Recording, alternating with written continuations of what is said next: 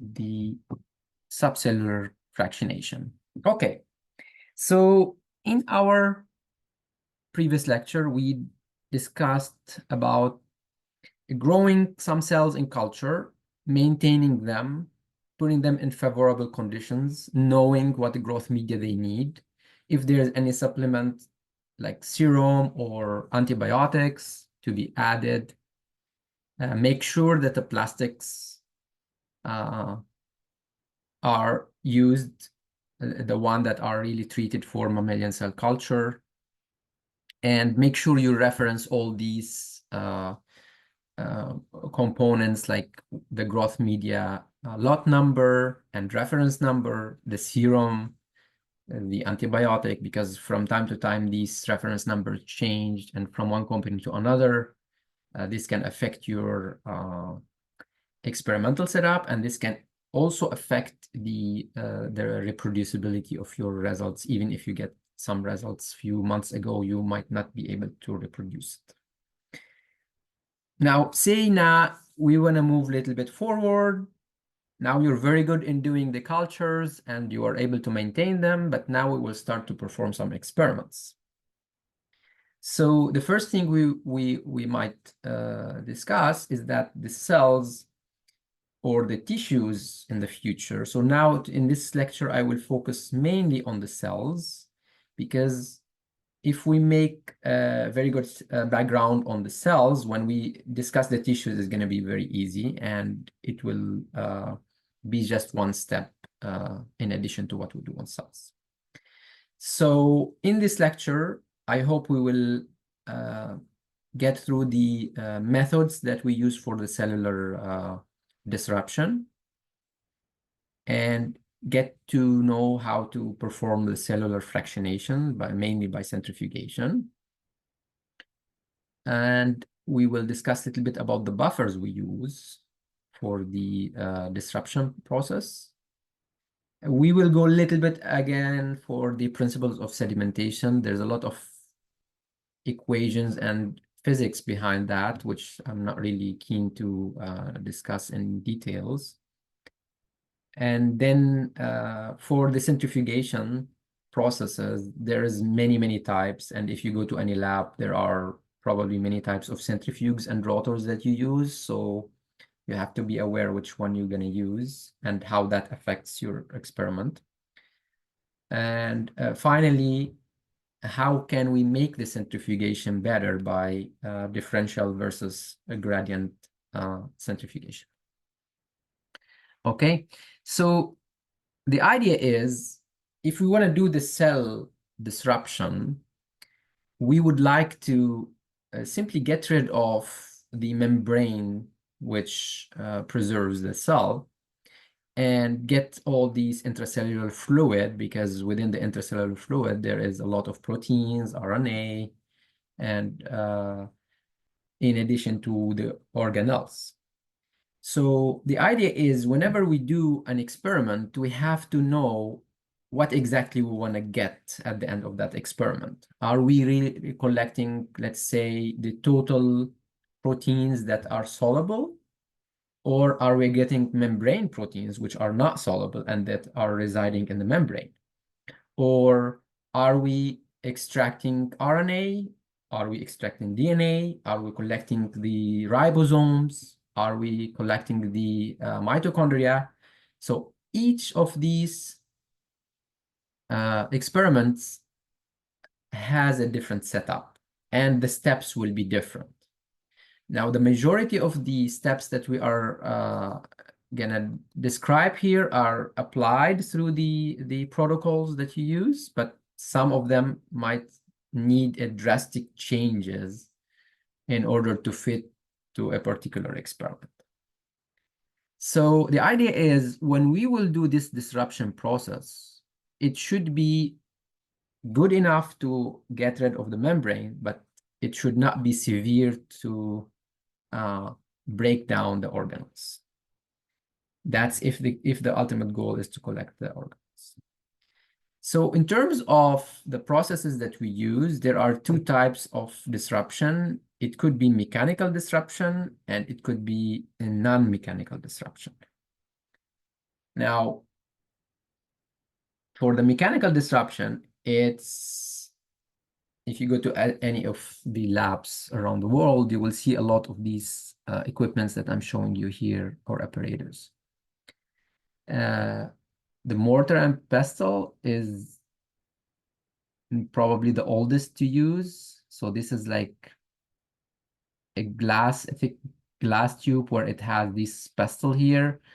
You add your sample inside, whether this is cells or tissues, and then using these two different types of cylinders, it will create a very increased pressure and very low and a very high density on the cells, and that leads the cells to be disrupted. So simply you are putting this cylinder inside, and you go up and down multiple times while maintaining the sample on cold condition on ice. A blender is a blender, and a modified version of a blender is the homogenizer. Some people call it polytron, where you can apply it on the sample and it will be like micro blending the sample. The other mechanical disruption that we use is the ultrasound, and you have to be cautious that this is really annoying. You have to protect your ears in case you use it. In using the sonication, there are multiple ways. Some of them are provided with a water bath to minimize the sound and minimize the rise in temperature. The ultrasonic vibration is really very strong. So you have to be careful if you're doing some delicate experiments. This is not recommended. There is also what they call French press, where it's similar to the mortar and pestle, but it is really more organized and more mechanical, where the cylinder is applied on top and the cells are in here. They have to pass it through this orifice, and this will dictate on the cell how much they can go through, and therefore they might lose their membrane. I personally never used this in my life. I used the previous methods here. And the final one that I'm going to talk to you about is the beads. And now this is very fashionable, because the beads, they come in a small tube. These are ceramic beads, different sizes. You mix the beads with the cells, and simply you go to agitation with a machine, and because of the mechanical mix between the beads and the cells are disrupted. So all these, if I describe for you many times, you will not really get a hold unless you see it one time in the lab. It's a super easy thing to do, nothing really special. But that's how we break the cells mechanically. Now, breaking the cells mechanically is not enough. It has to be supported by a buffer. So all the time we need to have a buffer on board. So we need to put our cells plus the lysis buffer that we are using. And the lysis buffer, as I said, it depends on if this is for proteins, it's going to be a buffer that is suitable for protein isolation. If it's RNA, it should be like a solution for RNA isolation. If it's the DNA, the same. If it's an organelle, it's an organelle. It has a specific buffer. So we will discuss about buffers in a few minutes from now. Now, in addition to the mechanical disruption, there is the physical disruption. And the physical disruption, it's somehow linked to the mechanical disruption, but instead of just applying power or blending, you are applying either an osmotic shock or cycles of freezing and thawing. Because when you apply an osmotic shock, this means you are either providing a lot of water and the cell will burst because there's a lot of water that has been transported into the cell, or you will be placing a lot of salts outside of the cell, And therefore, most of the water that is inside the cell is transported outside, and then the cells will collapse and shrink, and that's how you gonna get their membrane compromised. The freezing and thawing is also used where you can do a very quick freezing and thawing. Remember last lecture we discussed about liquid nitrogen. So if you put anything in liquid nitrogen, it will freeze instantly, like within fractions of seconds. So if you take this and you take your cells, put them in liquid nitrogen, and then take them back, put at 37 degree, and then thaw again, this will be causing the crystal formation that we discussed about, and then will cause the disruption of the cells. Now, as I said, in the lab, we always have to make a mixture of two. Mechanical, physical disruption are not enough unless there is a chemical disruption that is on board. And when we say chemical disruption, this means we are using detergents. And the detergents are very important and extremely critical in the role of the lysers, because they have some properties which is unique, having this amphipathic nature. What does it mean? Because the membranes of the cells are made of the lipid bilayer, as you know, and within the lipid bilayer, there are proteins and sugars that are attached to and embedded with. And therefore, if you would like to break the membrane, probably the best way is to get to a material that looks like the lipid bilayer, but it has a little bit more a bit modification from that point.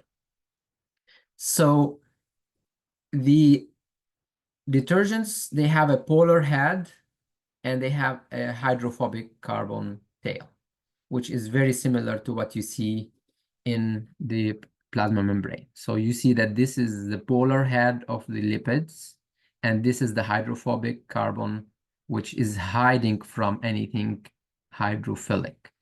So in the internal side of the membrane and the external part of the cell, the hydrophobic regions, they are able to make reactions with the OH group and anything with water, with the solubility, I mean. However, the internal part, which is the hydrophobic carbon, this doesn't like to be in a hydrophilic environment, and that's why it's hidden there. Now, the detergent is a very similar in nature to the lipid bilayer. And that's why it can be inserted in a way where the hydrophobic carbon tail is inserted there, and the hydrophilic part could react with the different groups of compounds like proteins, of sugars, or soluble particles. Now, why is that important? Because when you insert the detergent, when you add the detergent to the solution, it will be inserted through the plasma membrane, and therefore the plasma membrane integrity is going to be decreasing, and will directly cause what we call the missile formation. Now, there are multiple types of components that will be formed when we add the detergent to the cells. So some of these missiles will have the proteins included in addition to the detergent, and that's, for example, a transport protein, which allows transportation across the membrane. It could be a protein that is only as a receptor on the external part of the membrane. And the detergents themselves, they are able to form these missiles on their own. So if you look at the detergent at the lower scale, you will find it make these type of missiles. Now, in addition, you can get a mixture of both the detergent and the lipid bilayer, which can form this form of missiles. Now, why this is important? Because it depends on the type of the detergent you use. and the property of the detergent you use, you can dictate how quickly and how severe you would get rid of the plasma membrane and disrupt the cells. So in other words, if your detergent is so severe, then you can kill the plasma membrane and the nuclear membrane. But if it's really delicate, then you can only disrupt the plasma membrane and keep the nuclear membrane intact. And this is a very good advantage because this way you can decide what type of buffer, what type of detergent and how much the concentration and availability of that detergent in your buffer based on the experiment that you are doing. So detergents are used for lysing cells, solubilizing the membranes, and the membrane-bound proteins, as I showed you here. Now, we also will use them down the road when we start doing immunocytochemistry and Western blotting. We will use them to avoid non-specific binding. So if there's non-specific binding, the detergents will not allow this to happen. And this we will be explaining down the road. And I already described for you how it works. Now, it's important to note that when a membrane contains a protein like this guy here, this protein is insoluble. And it means is insoluble in the environment of the cell where it's like water-like environment, right? Our cells live in a neutral around water situation, right? So if this protein is insoluble, it's made in order to be able to be recruited in the membrane to perform a certain type of function. So if you are isolating this, you have to create an environment that is not really look like water. It looks like a membrane.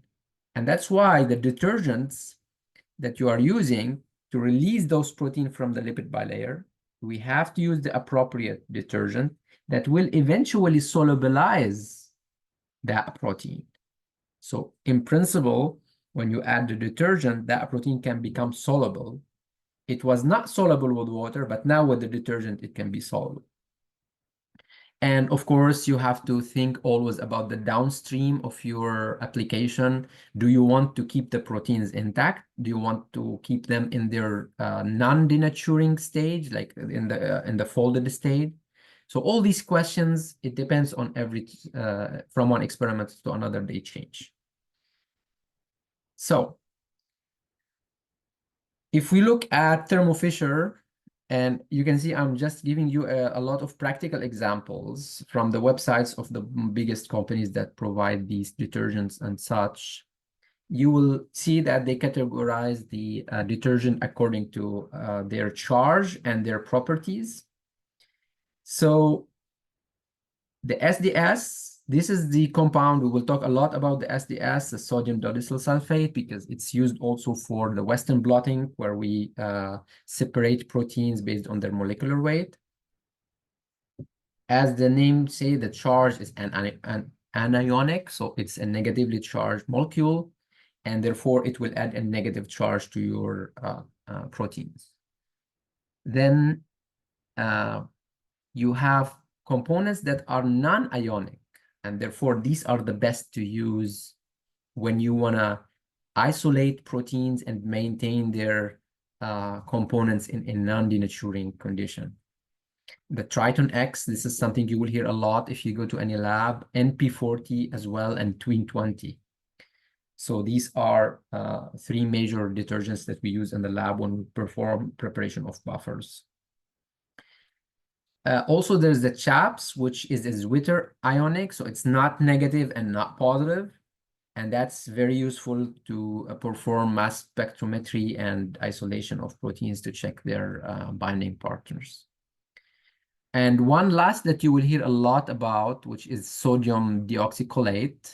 And this is come from the bile duct, the bile, how to say, secretion. And we use it most of the time. It's an ionic, it's a negatively charged, and it's very strong in disrupting proteins and dissociating protein interactions. Now, I will go at the end of the slides in a practical example for you to describe like the buffer preparation and the components. I see that there is one question. Let me answer. Do we need to know all these detergents? Which are the most important to know? So you don't need to memorize the names, but you need to know like SDS, Triton X, MP40, Twin 20, these four, in addition to the deoxycholate. And you need to know why the charge makes the difference. So the anionic charge is mostly disruptive, and it will lead to a massive change in your proteins. However, the non-ionic are much better to preserve the organelle function, especially if you're doing subcellular fractionation and you want to study ribosomes. You don't want to use SDS in that condition. Okay. Now, it's important for you to know why the detergent amount and type is important in the buffer. And this is something let me get a little bit away from the slide preparations and the course and go to a practical example. Like if you go to any lab, probably you will get somebody in the lab provide you with a lysis buffer and tell you these cells, you have to lyse them in this buffer. It's probably the buffer is going to work and the experiment is going to work. There's no issue, and you don't need ever prepare that buffer. And many times we buy buffers that are produced by companies, so we don't really prepare them ourselves. But it's very important for you to understand how the buffer work, because if one day you perform an experiment and that buffer doesn't work, you want to know why. And knowing these details, it will help you understand and guess what are the reasons why the experiment didn't work. And if somebody by mistake gave you a buffer that is not useful, you will directly spot that this is not the right buffer. So it's always important to look at the details of these components, even though they are available right nowadays from companies and from labs. So the critical missile concentration, which is CMC in this on this slide, it dictates how much the detergent needs in terms of concentration and how many of these monomers are needed to make one missile. Okay, or micelle. It's like you can pronounce it either way. So, in other words, if you have a detergent that needs 100 of these monomers in order to make one micelle, then probably it will be more potent than less potent than the one that needs only 15. So the number is also important to make the aggregation and the generation of that component.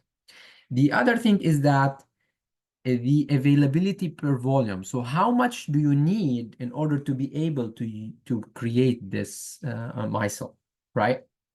So if we take a practical example here, Triton X 100, it is 0.24. So the availability of 0.24 weight by volume. So if you put 0.24, let's say gram per liter, compared to MP40, you need 0.29 grams. So you will need more MP40 to give you the efficiency of the Triton X 100. So that's important to know. And you already, like, by telling you this, you already start thinking that if I have a cell and I want to do a delicate experiment, I don't want to destroy everything in that cell except the cell membrane, let's say, I would use MP40 because it is a much gentle way of disruption compared to Triton X. Okay, so this is important to keep in mind. Okay, the other component that you have to take into consideration is why I'm doing this preparation. Am I extracting proteins, or am I extracting RNA, or am I extracting nuclei, nuclear proteins, or whole proteins from a cell. So each one of those has a different route to follow. And do I want to collect the proteins, let's say, non-denatured or denatured? So you have to put those in front of you and think about them before you choose the buffer that you will use to disrupt your cells. So the denaturing components mostly are the SDS that I described for you. If you will do a non-denaturing condition, so it's better to go to non-ionic, because the non-ionic, as I said, the Triton X, the MP40, the Tween 20, and the deoxycholate are the best to use because they are milder, less denaturing, and you can preserve the function of proteins and you can preserve the function of the enzymes that you're working on. Now, if you are doing a denaturing condition like SDS, then the protein will go from the quaternary structure into probably the primary or secondary structure. It will break the protein-protein interaction, and it will break the function of the protein. The protein is not going to be functional because it went back to the primary structure. Okay. Do you mind explaining why MP40 is gentler than Triton X? Again, okay, let me go back. So I don't have in front of me how many. Yeah, so if you look on Triton X, I just give an example. They are they are not really listed according to the order, but I give you an example between Triton X and MP40. So if you look how many you will need in order to generate the micelle, like you need more of Triton X to generate a micelle compared to an NMP40. So this is one of the characteristics, because I said the detergents has two characteristics that we would like you to know. The first is how many monomers you need in order to generate a micelle. And then the range of the detergent concentration above which micelles form. So the moment that you reach a concentration of that detergent, you are able to generate a lot of these micelles. So for Triton X, if you have 0.24 gram per liter, you will have tons of these micelles form. While MP40, you need to add 0.29 gram per liter in order to generate micelles. And therefore, you need a lower amount of Triton X to generate micelles compared to MP40.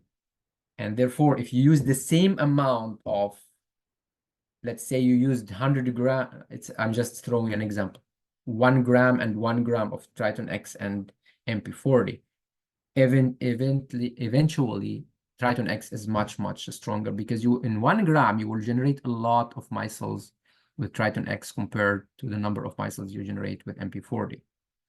And that being said, the number I throwed is just an example. In buffers, we use Triton X as 1% or 0.1%. It's like 0 point something. We don't use it in high quantities. Did I answer your question?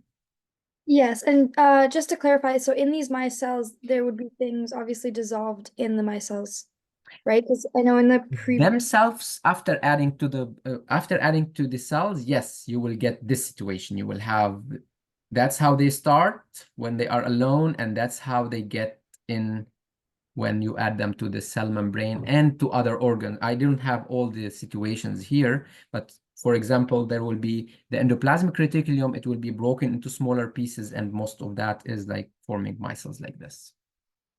Okay, and that's what makes it so disrupting, is that there's going to be more. Exactly. Thank you. You're welcome. Okay, so one more question probably. So essentially, the greater the CMC, the yes. Okay. So then as I was saying, then the choice depends on what is the type of the detergent you are using. And this is an example here. If you have a folded protein and you add SDS, it will be denatured and will become the primary structure what we discussed. One more question. Thank you. Okay. So let's say that we performed this disruption mechanical with chemical. We made the mixture. Let's say we put the cells, if I can make a scenario, we put some buffer on the cells that contain the right detergent, and we throw it under the sonicator for 30 seconds. We hit with the ultrasound. It disrupted everything, and now we will have the plasma membrane disrupted, and some membranes of the endoplasmic reticulum that will become fragments in principle, and these will form the micelles that your colleague just asked about, and in principle you have this mixture altogether. Now, if we perform this very carefully and we follow the protocol, like sonication for 30 seconds is okay, sonication for 2 minutes is not okay. So if the protocol says sonicate for 30 seconds, you have to sonicate for 30 seconds, because some people tried before you that this cell type, you just need to sonicate for 30 seconds. Or if you use the beads with the with the cells in a falcon tube, probably if they say go for 1 minute at 6,000 rounds per rotations per minute, so 6,000 1 minute. If you do it 6,000 for 2 minutes, you will have a massive destruction of your cells. And if you do it 30 seconds, you will not have enough disruption. So all these parameters depend on the experiment. People have tried before you, protocols have been published, people tried different ways and come out with the final most optimal condition for the experiment. So be careful to read the details when you will perform any of these. Now, the Golgi apparatus and the endoplasmic reticulum are very delicate, and many times we cannot achieve a very good separation by centrifugation. So let's keep this in mind. Now, when we do these steps, we start giving names to the components, and we call them, these are cell homogeneous, because you kind of disrupted everything and it's separated, or extracts. And this contains many membrane enclosed organelles as listed here. Okay, now why would you like to do these fractionation processes? And I will just go to say one thing about the tissue fractionation.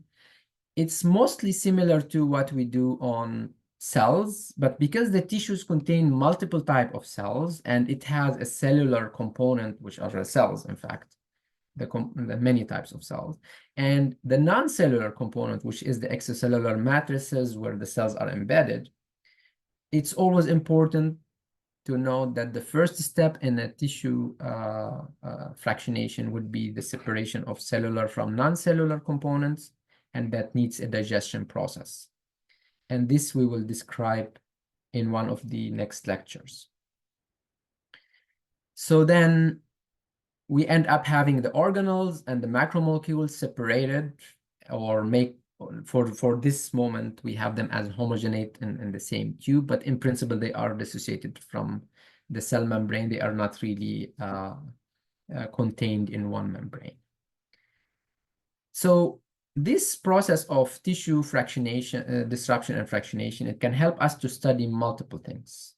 And I gave you like 4 examples here. Like imagine you are working on a drug that causes mitochondrial fission, which means the increase of the number of the mitochondria. So in principle, when you add your drug, you want to see if the number of the mitochondria increase. So you have one condition where the cells are treated and one condition where the cells are not treated. So you will take those cells and you will take the total amount of mitochondria from those cells and you want to see. So that's how you apply your fractionation procedures. Also, imagine you have a protein that normally resides in the cytoplasm. And then when you hit with a drug or a cytokine, it becomes phosphorylated and goes to the nucleus. And you want to know how efficient is your drug. So you want to see the translocation from cytoplasm to nucleus. So you want to get all the proteins in the cytoplasm on one side and all the proteins within the nucleus on the other side. So you want to fractionate the nucleus out of everything. Or let's say you want to see an induction of the total amount of proteins, one drug or one treatment or any disease condition. You want to see if a certain protein goes up or goes down. And finally, you can also like study the phosphorylation and the post-translation modification and what is their effect on a protein. Like I gave you an example here. When the cells start to die, there's a protein called BAX. It's normally sitting in the cytoplasm. It becomes phosphorylated and it goes and gets inserted to the mitochondria and it causes the cell death. So you can quantify the amount of BAX that is attached to the mitochondria, and you would know how much of that protein is eventually on the nucleus, on the mitochondria, and active in the phosphorylated form.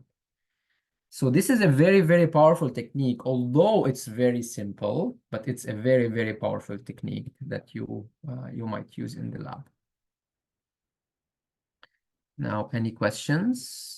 Don't see any questions. Okay. Okay, so let's say we got the cells, we know the protocol, we know exactly what is the buffer component, we know exactly how many minutes we will do the blending, and we know how much cells we need to use, we know how much volume of the buffer we need to use, and we will proceed right now. So what do we have to take care of when we start like disruption process? We have to make sure that our buffer is buffered. So it's a fixed pH and it's neutral. That's in the condition where a soluble protein, this is a scenario for a soluble protein, but say you want to get membrane protein, probably the pH should be different. It should be acidic. So the pH change from one experiment to another. In this experiment, it should be fixed. So the important is that the buffer solution should be a fixed buffer. It doesn't allow really shifting in the pH from back and forth. And now we should perform our experiments in a cold environment, meaning it's around 4 degrees on ice or in a cold room. And we want to maintain a low enzymatic activity because as much as the cell is intact and the organelles are in good shape, the cell knows where to store the proteases and the RNases and all that. And just to refresh your memory, anything with A's at the end is an enzyme that performs cleavage or disruption of a certain cellular component. So proteases will destroy proteins like trypsin and chymotrypsin and such. RNases are enzymes that break down the RNA. So imagine when you add your buffer and perform this disruption process, the RNases and the proteases are going to be free. So if you are extracting your cellular fluid from the cells, you might end up getting the proteases in the cell destroy your proteins, or the RNases in the cell destroy your RNA. And then you end up with RNA that is degraded or a protein that is degraded. So you have to be careful, and that's why you should be on low enzymatic activity. Those are enzymes. If you put them on ice, they will not work very quickly and not efficiently too. And it should be in an isotonic situation, meaning you want to maintain the structure of these organelles. Otherwise, if you add a lot of water or less water, you get into either swelling or shrinkage. And in either case, you can destroy the organelle and you cannot study its function. And by the way, if you never did or read about some of these organelles like the mitochondria, you can remove it from the cell, you can isolate it, and you can do some enzymatic activities and metabolic activities on the mitochondria only without any other components of the cell.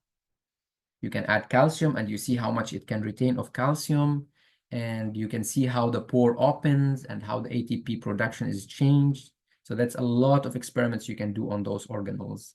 such as the mitochondria outside of the cell. There are two YouTube videos here. The first one is really interesting. You can go and see all what I described for you. And there's a real experiment that is mentioned here about the fractionation of different components of the cells. Now, when you get to the lab, you will say, like you will see different types of centrifugations. The centrifuge that can be very small, it can be on a countertop. It can take Eppendorf's up to 2 ml. This is the one on the left here. And you can see centrifuges that are really, really big like this. It can go up to many, many thousands, like 80, 90, 100,000 rotations per minute. Now, these are very dangerous and you have to be super careful to use. Now, the major rule is to make balance every time you use. So balancing here is not a big issue. You will be managing if there's like few micrograms difference is not a big deal. But here, if there is a change in the balance, you can destroy the machine right away. So I can see there's a question here. Will we be tested on the content that is exclusively in the YouTube videos on the slide? The YouTube videos will make you understand much better what I'm talking on the slides. So they are complementing each other. So there are steps that we call preparative centrifugations, where we will do this subcellular fractionation through different routes or different rounds of centrifugation. And there are some analytical ultracentrifugation, and those I don't think you will need, because only very specialized people and research will go to that. And I don't assume you will ever do ultracentrifugation in your honors project or in your first year of master degree.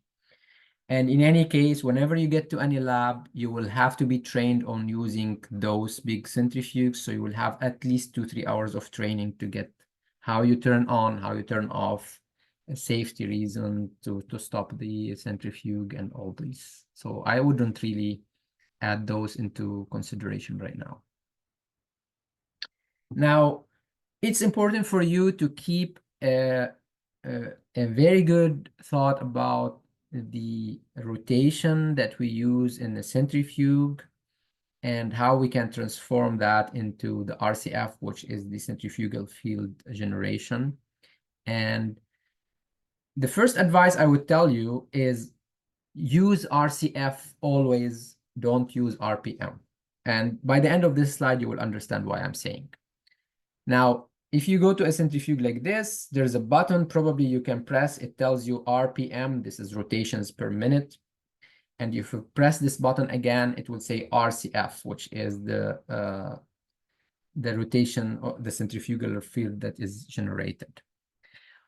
Now, it's important to note that the RCF is a fixed number that can be used all the time. It will not change. So if someone says 8,000 G, this means you can go to any centrifuge and use the 8,000 G and it's going to work. You can just do it the RCF. Convert to RCF and use it as RCF.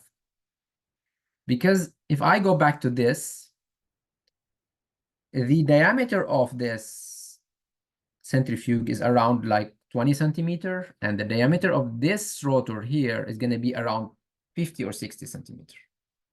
So the distance between the center of the rotor and the extremity of the rotor is going to be different. And that makes the rotations change a lot of how much G is going to be generating. So if we look at the calculations here, the centrifugation of the centrifugal fields are calculated by the rho square multiplied by the R. And the R is the diameter. So if this is the center of the rotor in this centrifuge, then that's the radius. So if there is another, imagine there is another rotor beside this one where the radius go up there. Definitely the rotation for a subject that is on this circle here from the center is way different from if it was there. So the force is going to be massively changed. And that's why The RPM on this is way different on the RPM on this. So if you go to 13,000 RPM here, it could be around 6,000 RPM there. So you have to be super careful. Okay, so then if you want to calculate this rho square, it depends on the rotation, the radians. If you will calculate the 360 degree, it's 2 radians, so it's 2 pi square, 2 pi's, because 1 pi is 180. And then you will calculate this by multiplying it by the number of rotations you are doing, the RPMs, in 1 second. And if we have in a minute 60 seconds, that's the number 60. So in order to get the G from the RPM, that's how you calculate it. And you can understand that the main factor that is changing RCF from to RPM is eventually the diameter of the rotor. The bigger the diameter, the bigger the G that you can achieve. And that's why if you put here, you can go up to 13,000 RPM, and in machines like this, you can go up to 120,000 rotations per minute, which is a massive amount of Gs. Is that clear? Any questions about this? Okay. Anyway, this is a lot of physics. Probably you are much better than me in that. So if we apply the centrifugation before and after, you can see that before there's a homogenate, all the cell crude lysates are there. After centrifugation, you will have a separation. And eventually, as I mentioned, R, the diameter of the rotor, is the main parameter that we have to look at when we are generating the Gs for separation. So be careful. And my advice, go all the time with the RCF. Fix the RCF in your experiment and your protocol, and you will never have these issues. I know. Okay, so if we apply how much time do I have? We still have 15 minutes. Great. So if we apply the centrifugation process, as I mentioned, it's depending on the centrifugal field that you are generating, and you are depending on what type of particles you are isolating. And in other words, if you have a dense particle, that dense particle is going to move way faster to the bottom. And if we have similar densities, the bigger one can go faster. So if the red and the green are similar densities, because the green is bigger in size, it's going to go faster. But I'm just creating a scenario for you. If the green circles here are less dense than the black, then the black will go faster because the density will play an important role. So when we do the centrifugation, according to the sedimentation coefficient, which I will explain in a second, the particles will be sedimented. So the sedimentation process is where the speed of a particle, in principle, becomes zero with the surrounding of the particle. Like you have a particle in a solution, let's say rock and water. The rock is more dense, so it has a high sedimentation coefficient.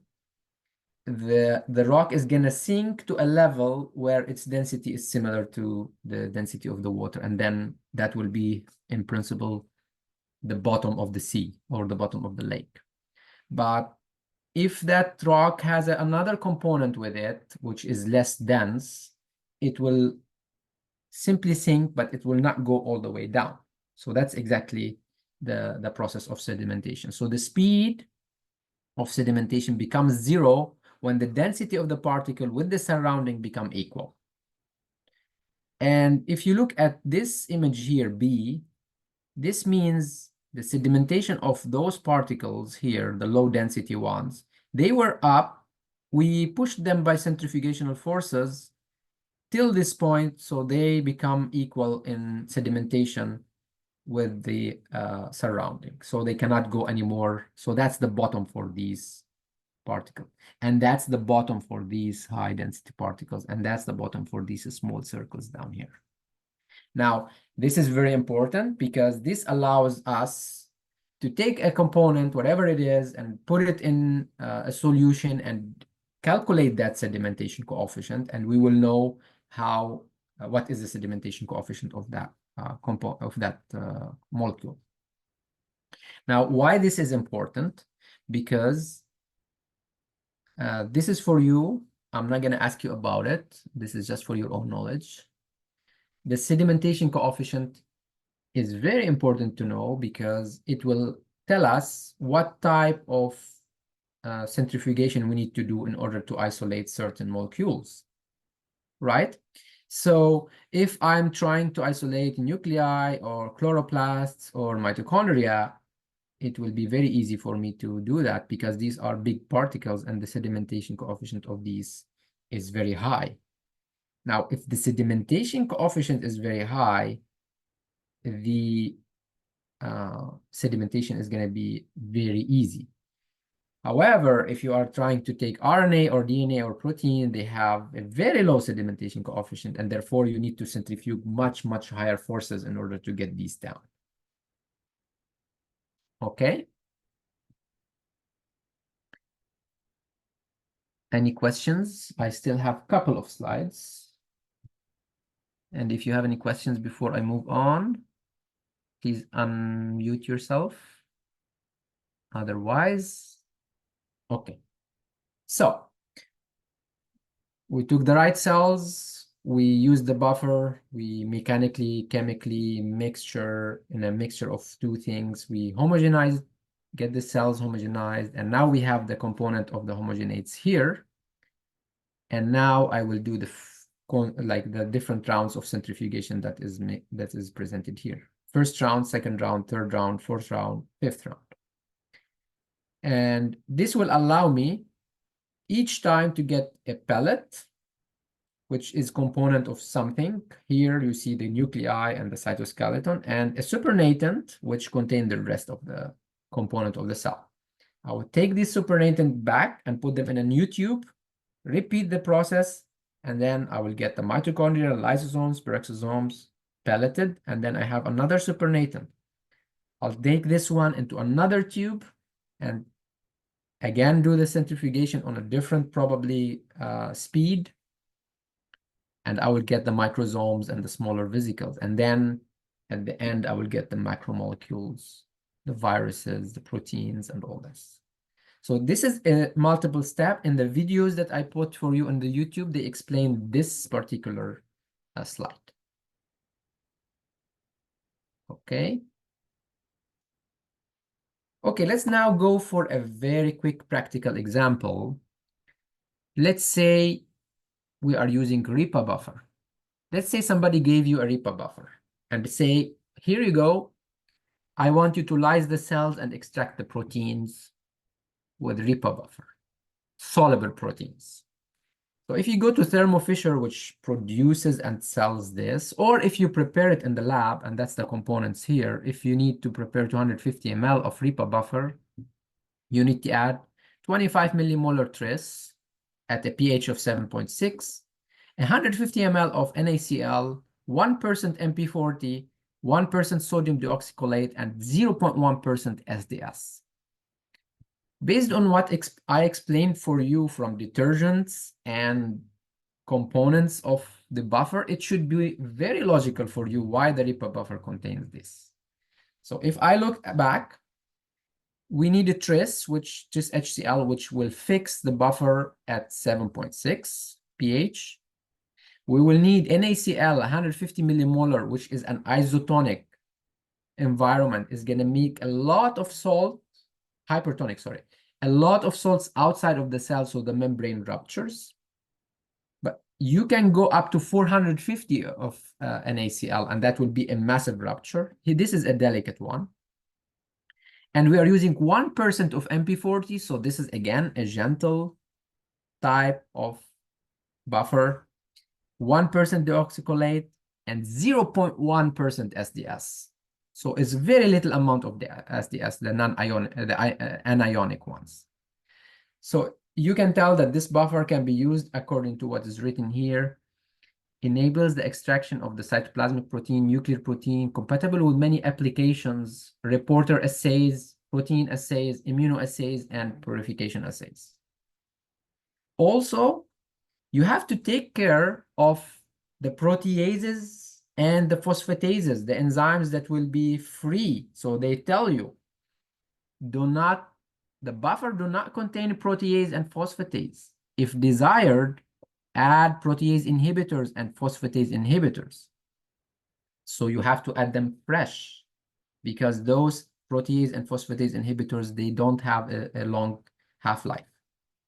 Also, they are telling you that the buffer is going to be useful to perform some protein kinase and enzyme assays. And in case you are doing protein assays or enzymes, use the buffer without sodium deoxycholate and SDS, because that is very harsh for the enzymes. And finally, you can quantify proteins by using this buffer. Yes, so who has a question, please? Can you unmute yourself? Yeah, I just wanted to know, would it be enough to cool the solution in order to inhibit the protease and phosphatase? No. Okay. No, because the proteases and phosphatases will have a basal activity and it will continuously active. Even Okay. at low temperature, there will be still some activity. And phosphatases are really also very, very sensitive. And many times you have maybe 1 or 2 phosphatic groups on your protein. You don't want to lose that phosphatic group. Okay, and so that's just for those enzymes specifically? So proteases are cocktails for all the type of proteases, the inhibitors, and the phosphatases, there are combination of many of them. We use the cocktails, we don't use one. Okay, thank you. Nowadays, they come like a small pill that you add to the buffer, or like 10 microliters that you add to the 1 ml of buffer. Okay. And of course, now that you know everything about the RIPA buffer, you are aware if this is good or not for your experiment. And then the way you do it is, if you have the cells, you get the medium out, you wash the cells with phosphate buffered saline, you add the amount of the buffer that is recommended for the amount of cells. You keep swirling and moving back and forth, or probably vortexing or sonicating, depending on what mechanical method is recommended for your cells. You will do the centrifugation steps. And if you are collecting only proteins, you will do only 1 round of centrifugation at 14,000 G for 15 minutes. And here you go, you got your supernatant soluble proteins prepared. Okay, so I have 4 more minutes. So probably next class, I can discuss the few coming slides. Well, let me quickly go on these, and probably next class I will revisit. So how can we make our centrifugation process, this one, more powerful?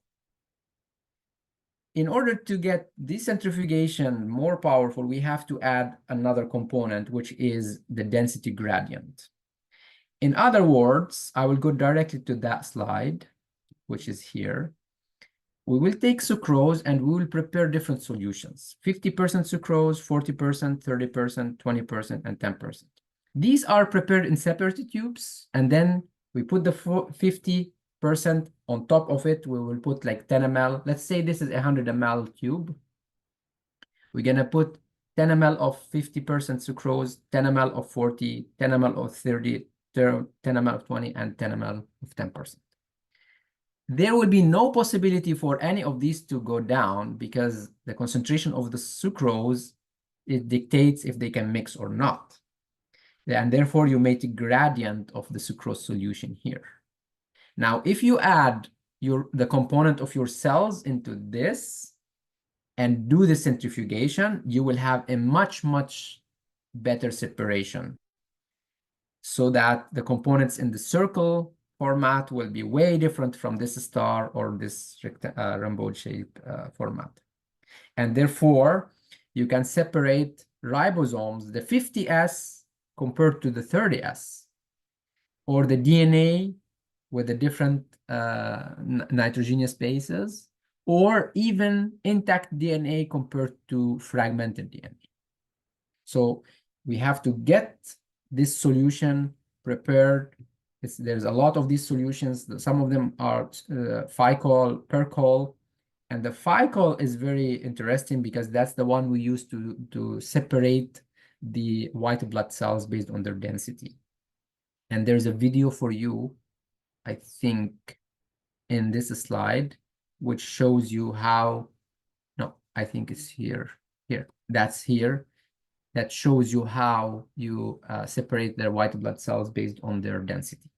So eventually, the gradient centrifugation is simply having on top of the centrifugation process this gradient solution so that you get a much better separation and much sharper separation. And say at the end you want to get this layer, all you need to do is to come up and you can take out this solution, and you visibly it will be very very clear. You take the 30S ribosomes, you get rid of that part of the solution, and then you come back and you get the 50S.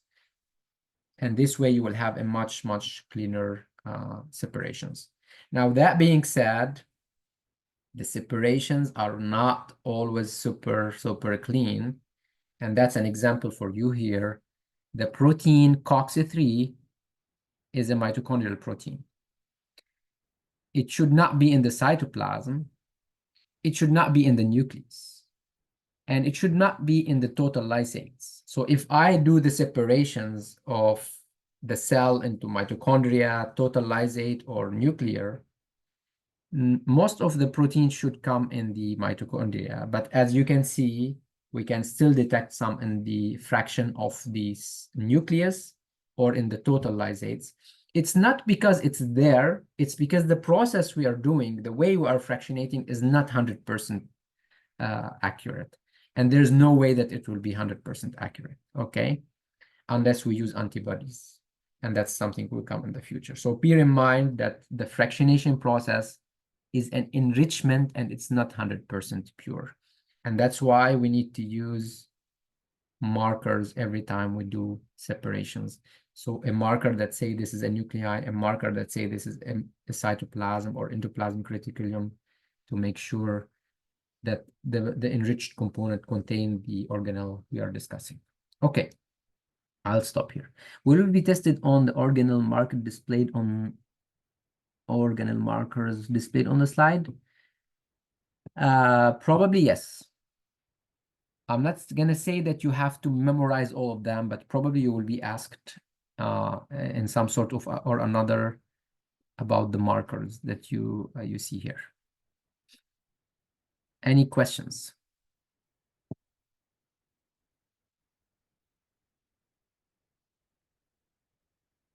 Okay, guys, I hope you enjoyed the class and you get a hold of the assignment. Let me know if you have any questions in the future lecture. Thank you. You're welcome. Thank you very much.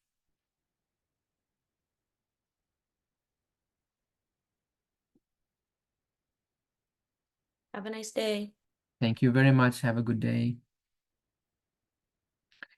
Oh, so what it means, the self-learning. The self-learning would mean I will be providing you with an assignment, probably. I don't know which one is that I'm discussing.